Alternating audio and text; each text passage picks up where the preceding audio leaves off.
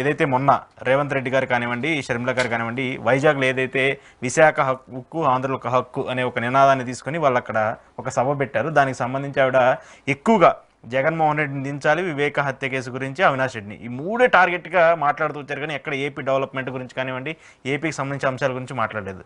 ఎలా చూస్తారు ఆ ఎపిసోడ్ని మీరు? వీళ్ళందరికీ స్క్రిప్ట్ చంద్రబాబు నాయుడుని ఈ భోగోని ఛానల్ నుంచి వెళ్తుందండి. అంటే వాళ్ళకి కొత్త సబ్జెక్ట్ ఏమి ఉండట్లే. ఇప్పుడు ఒక రాష్ట్ర అభివృద్ధి సర్వతోముఖంగా జరిగింది ఏంటి అన్నది వాళ్ళకి బాగా తెలుసు. ఈ 5 సంవత్సరాల జగన్మోహన్ రెడ్డి గారి ప్రభుత్వం ఒక ఇన్వెస్ట్మెంట్ మాడ్యూల్ కానీ, నాడు నేడు స్కూల్స్ త్రూగా కానీ స్టేట్ని ఎలా ఎన్హాన్స్ చేశారో, ఫైనాన్షియల్ ఎబిలిటీ ఎలా క్రియేట్ అయిందో, ఇవన్నిటి మీద వాళ్ళకి పూర్తి అవగాహన ఉంది అన్ని పార్టీలకి. వాళ్ళు ఏంటంటే ఇన్నాళ్ళు బట్టి మనం చేయలేకపోయింది, ఇతనితో అయిపోయింది అన్న బాధతో వస్తున్నారు. అంచేత ఆ విషయాలు ఎక్కడ మాట్లాడకుండా ఒక పర్సనల్ ఎజెండా డిజైన్ చేసేసారు. హూ కిల్డ్ బాబాయ్, రాజధాని లేని రాష్ట్రం, ఇవన్నీ అసలు సంబంధం లేని అంశాలు. ఇప్పుడు సుప్రీంకోర్టు పరిధిలో ఉన్న అంశం హూ కిల్డ్ బాబాయ్ని పట్టుకుని మన సంపేత మనం ఏడు చేస్తాం. సిబిఐ ఇన్వెస్టిగేషన్ నడుస్తుంది. అది ప్రజలకి ఎలా పోర్ట్రేట్ చేస్తున్నారంటే యాజ్ ఇఫ్ ఇది జగన్మోహన్ రెడ్డి గారు, అవినాష్ రెడ్డి గారు చేసేస్తే వాళ్ళని ఎవడో పరిరక్షిస్తున్నాడని. మళ్ళీ ఎవరో పరిరక్షించి నరేంద్ర మోడీతో వీళ్ళే పొత్తుకుపోయారు. అక్కడ కాంగ్రెస్ ఇండిపెండెంట్గానే ఉంది.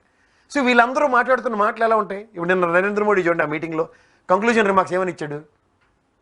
జగన్మోహన్ రెడ్డి నుంచి అది కాదు, వైసీపీ కాంగ్రెస్ తల్లి కాంగ్రెస్, జగన్మోహన్ రెడ్డి కాంగ్రెస్ మనిషి అని చెప్పి డైరెక్ట్ మాట్లాడారు. షర్మిల ఎవరు? వాళ్ళ మనిషి అని. వీళ్ళు ఇన్నాళ్ళు బట్టి చేస్తుందంతా బూడిదలో పోసిన పన్నీరు. ఇక్కడ మీరు రేవంత్ రెడ్డి వెళ్ళి ఇక్కడ డికే శివకుమార్ గారు ఆయన రుణం తీర్చుకుని ఇక్కడ ముఖ్యమంత్రి చేసినట్టు ఈయన అక్కడికి వెళ్ళి అక్కడ ఆవిడ ముఖ్యమంత్రి చేస్తాను దగ్గర. ఈ తపేలాగా లేట్ చేశారు. సునీతమ్మ వాళ్ళ అమ్మగారు సౌభాగ్యమ్మ గారు నిలబడపోతారు తెలుగుదేశం పరంగా. షర్మిలమ్మ ఏమో కడప ఎంపీకి అవినాష్ రెడ్డి గారికి కాంగ్రెస్ తరఫున నిలబడిపోతుంది. ఈవిడేమో వైఎస్ఆర్సీపీ నుంచి అవినాష్ రెడ్డి గారు నిలబడతారన్న త్రిముఖ పోరులో కుటుంబం మధ్యలో తిరుగుతుందేరా. షర్మిలమ్మ ఏం చెప్పిందట సౌభాగ్యమ్మకి, మన ముగ్గురే కొట్టుకుంటే బాగోదు, నువ్వేమో నేను నిలబడుతున్నాను కాబట్టి మన ఇద్దరం ఇలా చేస్తే బాగోదంటే మీ ఇద్దరిని నడిపిస్తుంది చంద్రబాబు నాయుడు కదా వెనకట్ల. అంటే ఇక్కడ సార్ చూడండి, ఒక ఫేస్ సౌభాగ్యమ్మ గారేమో టీడీపీ నుంచి, షర్మిల గారేమో కాంగ్రెస్ నుంచి, అవినాష్ రెడ్డి గారు వైసీపీ నుంచి. అంటే ఇద్దరు పార్టీలు అంటే కాంగ్రెస్ టీడీపీ రెండు ఒకటేనా అక్కడ కంక్లూజన్ ఇచ్చినట్టే కదా ప్రజలకి? ఇచ్చినట్టే. దీనికి కూడా ఇంకోటి ఉంది. ఇప్పుడు ఈ రేవంత్ రెడ్డి గారు ఇన్ని మాటలు మాట్లాడి షర్మిలమ్మ గారిని ముఖ్యమంత్రి చేస్తారన్నప్పుడు ఆవిడ ఎలా ఎంపీ ఎలా నిలబడుతుంది?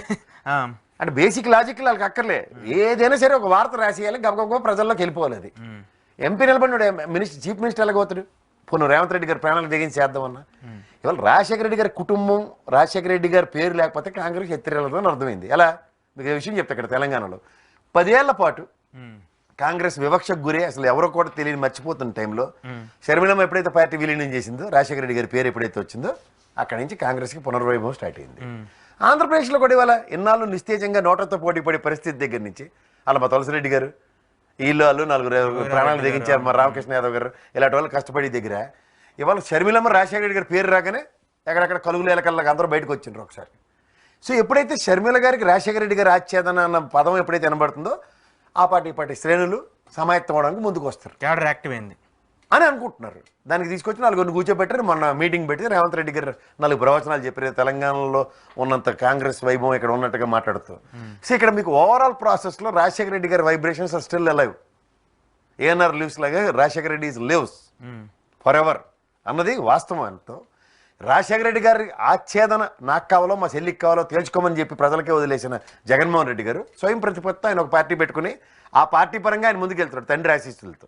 ఎందుకు? తండ్రి ఆశయ సాధన కోసం. ఇది ఎవరూ గమనించట్లే. కానీ షర్మిల చేసిన కామెంట్ రాజశేఖర రెడ్డి ఆశయాన్నే చంపేస్తున్న పరిస్థితి, రక్తపు కోటతో వైసీపీ పునాదులు నిర్మించారు. ఇప్పుడు కోటతో నిర్మించారు లేదు, అది కాంగ్రెస్ అమ్మ.